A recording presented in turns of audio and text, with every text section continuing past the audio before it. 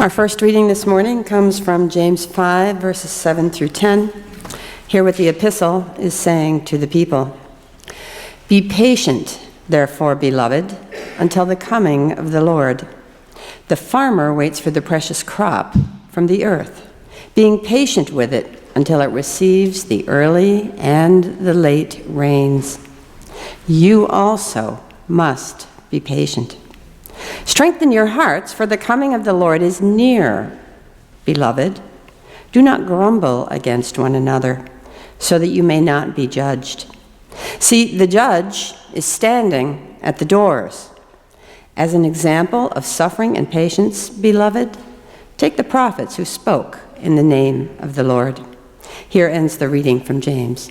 And from Matthew, hear what the Spirit is saying to the church. Hear what the Spirit is saying to the church. When John heard in prison what the Messiah was doing, he sent word by his disciples and said to him, "Are you the one who is to come, or are we to wait for another?" Jesus answered them, "Go and tell John what you hear and see. The blind receive their sight, the lame walk, the lepers are cleansed, the deaf hear, the dead are raised, and the poor have good news brought to them.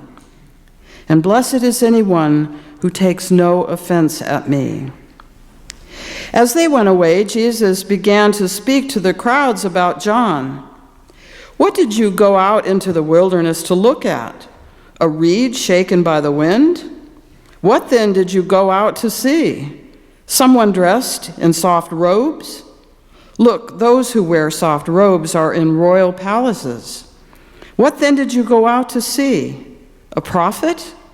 Yes, I tell you, and more than a prophet. This is the one about whom it is written, 'See, I am sending my messenger ahead of you, who will prepare your way before you.' Truly, I tell you, among those born of women, no one has arisen greater than John the Baptist. Yet the least in the kingdom of heaven are greater than he." Holy wisdom, holy word. Just prior to this passage, Jesus has sent the disciples out with all authority to cast out unclean spirits, cure disease, and every sickness. And after that, he'd given them instructions. He continued to teach and proclaim the message. Our passage today reminds us of contrasts, of the complexity of being human, and the challenges of living as faithful disciples. It's important to know that, to begin with, John the Baptist is in prison, a place where people awaited trial until execution, exile, or exoneration. Also, during the time of Herod, there was more flexibility of outside movement into and out of the prisons, very much unlike today. Friends and family and supporters and messengers could come and go and share the news of the day. So we know that John would have heard about Jesus' activities and teachings. It might strike us a bit odd, as it always does whenever I read this passage, that John had baptized Jesus and had the revelation that Jesus was the beloved. And so here he is asking him if he is the one, the Messiah, or are we to wait for another? Almost like he was confused about his initial revelation regarding Jesus as the Messiah. Perhaps, if you give some thought to it, you've had moments like that, where you thought you were supporting someone or something, and later something else was revealed, and it caused you to question or to pause. You know, it might be your first impression of somebody, and then as you get to know them, you question that first impression. So what changed with John? He went from being in the desert, baptizing folks who flocked to him from all over, and then he was thrown in prison and later beheaded. So John the Baptist, believing originally that the Messiah was going to bring judgment, separating the wheat from the chaff, heard something very different about the activities of the Messiah he helped usher into history. This must have been for him an anticlimax moment. Jesus wasn't rallying the people into a movement to overthrow the Romans. Herod's power was in fact growing and flourishing. Jesus' answer wasn't really all that on target either, as he quotes Isaiah, which has nothing to do with predicting the behavior of the Messiah, but more about the messenger preparing the way. So to John, it must have continued to have been a confusing component. John doubts, I believe, because Jesus didn't fit into his picture of what the Messiah was to be about. I mean, that's not just me who thinks that. We can read that. We can get that as we read it. John was strong, he was moral, he was faithful, but he doubts. We see in this kind of Kodak moment John's humanity, the struggle so many of us have with God, not fitting our understanding or picture of God's activity in our lives, in this church, in the world. We always seem to want God to do something more to our liking, our agenda. But Jesus just doesn't address that. He keeps the focus on the promises of the prophets, acknowledging John's role as part of the preparations and how great he was. And then he presents his activities, letting John come to his own conclusion. Oh, I just think that is so important, that piece. Because isn't that what we're dealing with? Our picture. How is God to act? How is God to act in this congregation? If God were really here, wouldn't we have more and more people flocking here? And then we doubt, right? We doubt. And we doubt ourselves. We doubt one another. But Jesus is saying to John, see, hear, touch, feel the things that I am doing. Trust in that. Trust in that. And that's what we're called to do. And isn't this, in some way, this sort of Kodak moment, a more realistic picture of Advent? A mix of birth and death, expectations and questions in the midst of our living. John, who seems so perfect in so many ways prior to this, gives us permission to question, to be human, to have an exchange with Jesus, even if we get this weird answer that doesn't seem to have anything to do with what we ask. Life just keeps going on. Good and challenging things happen each day. Someone breaks an arm or injures an arm. Another is reunited with a loved one. A job is lost. Another gained. A friend betrays. A stranger befriends. A flood wipes out memories and possessions, or a fire wipes them out, and a community gathers to rebuild.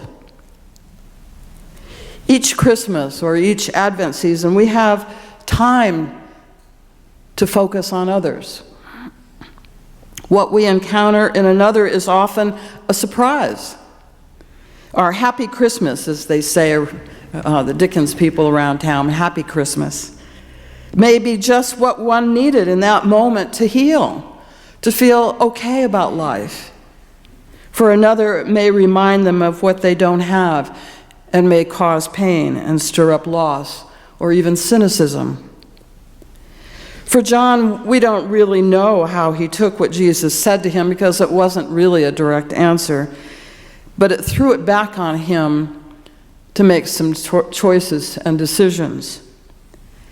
Just a few days later, and 2 chapters later, he is beheaded because he stood up to Herod and his wife. Jesus says that ancient Israel hadn't seen the breadth and the depth of such a person even in their prophets. John was greater than all of them. And Jesus ends this particular reading saying, even with all that greatness, he is the least in the kingdom. Wow, another moment to contemplate. It reminds me also that Jesus said to the disciples that they would do even more than he did. So here you have Jesus saying that John is the least in the kingdom. And Jesus saying later that the disciples will do more than he did. The bigger picture in Matthew's gospel here is about discipleship. Staying faithful in the midst of the unknowns, as one faces the challenges and the losses and the joys and the expectations of life. Staying flexible to adjust our picture of who Jesus was, our understanding of God and God's activities, with what our expectations of God and one another should look like and when. W-H-E-N. So Jesus shows us the big picture, one that gives us the sense that discipleship actually grows and expands. That if we walk with God and we walk with the teachings of Jesus, the way of being in relationship with one another, with all creation, it may just give us a glimpse into the realm of God to keep us from falling back into ourselves, falling back into our own desires, our timetable, our ways. I think this is very hard because, most of us are kind of focused on what's going on in our lives, how we feel, how our body feels, how our mind feels, all of these things. And Jesus comes along and he says, look at all the things that are going on. Look at the things not only that he did, but the disciples are doing. Look at what God is doing in the world. Another way to put this is perhaps remembering that it is likely that we in the church are the least in the kingdom. God is concerned for those who are lost, who are left out of our community, and need to know that we care and are truly compassionate, that they are the greater ones in the kingdom. When Dietrich Bonhoeffer was in prison, and you all know who Dietrich Bonhoeffer was. He was during the Nazi regime, and he was part of a seminary. You probably, Gustav, know. You'll do something on him later, right? Okay. But he, when he was in prison, just a few months prior to being hanged by the Nazis, he said, "Who am I?" Wondering, like so many Christians do, whether he was just a hypocrite or a weakling. Who am I? I know I feel that way sometimes. It's like, oh my gosh, I'm called into ministry and to reflect on these passages and to share that with you. And who am I to do that? Why not you? So that's why I like to go around and hear what you have to say.